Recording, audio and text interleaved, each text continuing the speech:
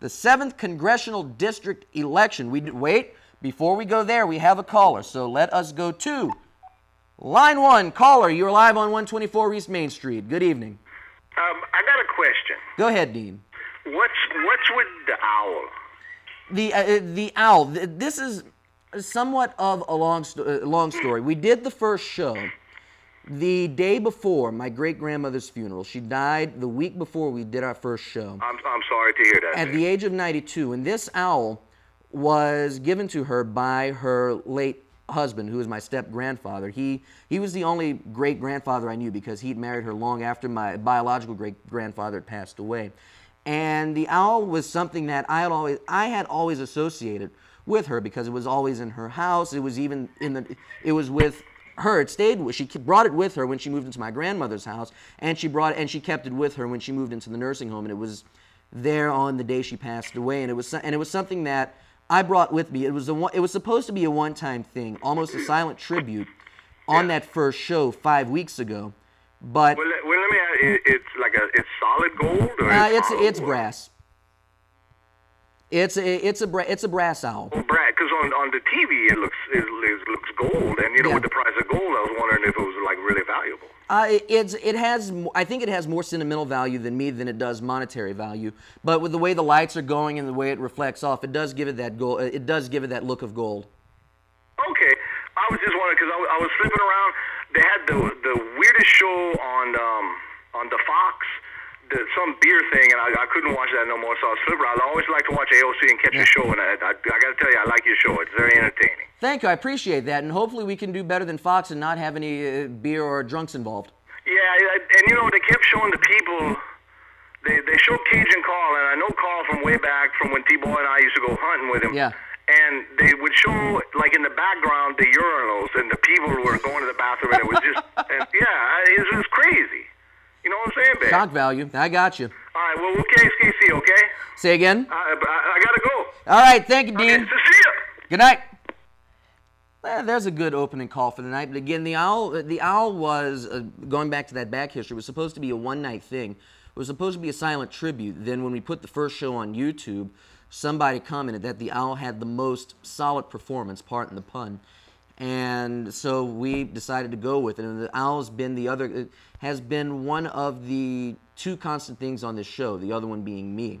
And because I'm the only one who's been here every week. Nick, if you're watching this, show up. Leave the... Nope, no name dropping. Leave whatever place you... Leave wherever you are and come here if you're watching this. But the owl, again, because it had the most outstanding performance of that first show, was invited back, and it's been here every week. And that's a little bit of the history of the owl. Thank you, Dean, for calling with that question.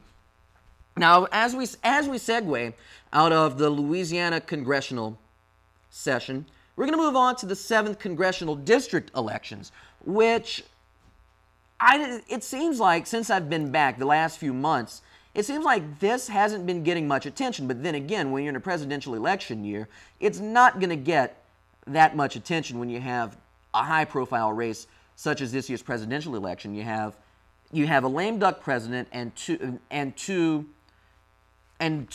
politicians who are great in their own right. You have John McCain, who is a war veteran, a war hero, some would say, who survived a POW camp in Vietnam, now running for the nation's highest office after serving his state as a U.S. Senator for umpteen years. Then you have the young rising star in Barack Obama, who's trying to show that despite the fact he's a political rookie of sorts, that he can get the job done and win this race. The 7th Congressional District hits a little bit closer to home, but it's still not getting that much attention. Of course, Charles Boustany is running for re-election. You have Don Cravens Jr., who's running against him, but a third person dropped his name into the hat. If it wasn't this past week, it was the week before, because I believe he announced his candidacy on another AOC program, Freedom Forum, some 2 weeks ago. Peter Vidrine, a member of the U.S. Constitutional Party from Eunice, has announced his candidacy, will be the third man in this race. Now, it doesn't seem like anybody else is showing any interest in running for the 7th Congressional District seat. So we'll have to wait and see how this plays out. This may or may not be, or he may or may not be the last person to enter this race. You already have two proven war horses, for lack of a better term. Charles Boustany, who's already in his second term, believe it or not, running for his third term in Congress. You have Don Cravens Jr., whose star is rising, started off as a member of the Louisiana House of Representatives after Charles Hudson passed away, serving St. Landry Parish for a few years before being elected to his father's former seat in the Louisiana State Senate, and now trying to move on to the U.S. House of Representatives.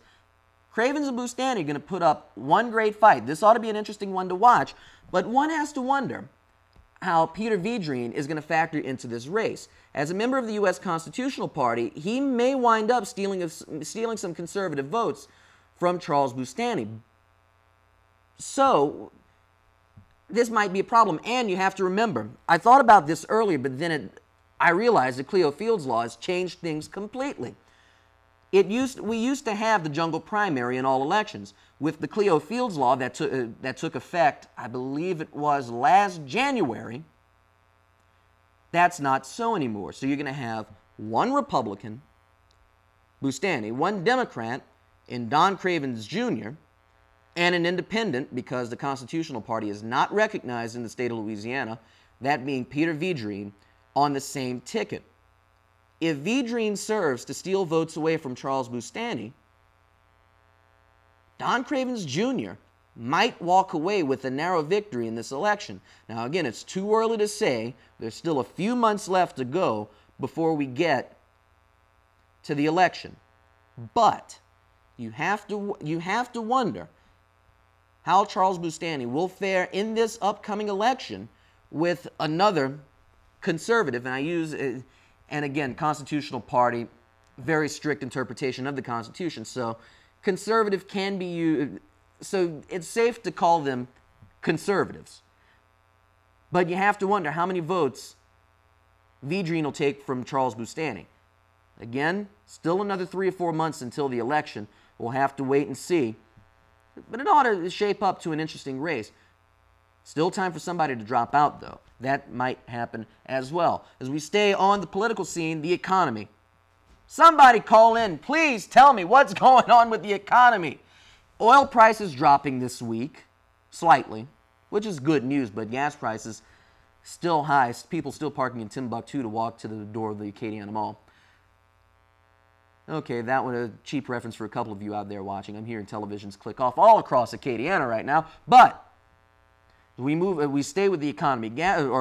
Oil prices going down this week. Gas prices staying up. Stocks going up. But banks failing? IndyMac Bank fails. This is one of the largest bank failures in the last 25 years. People wanting their money, trying to figure out what's going on, and the federal government is taking it over.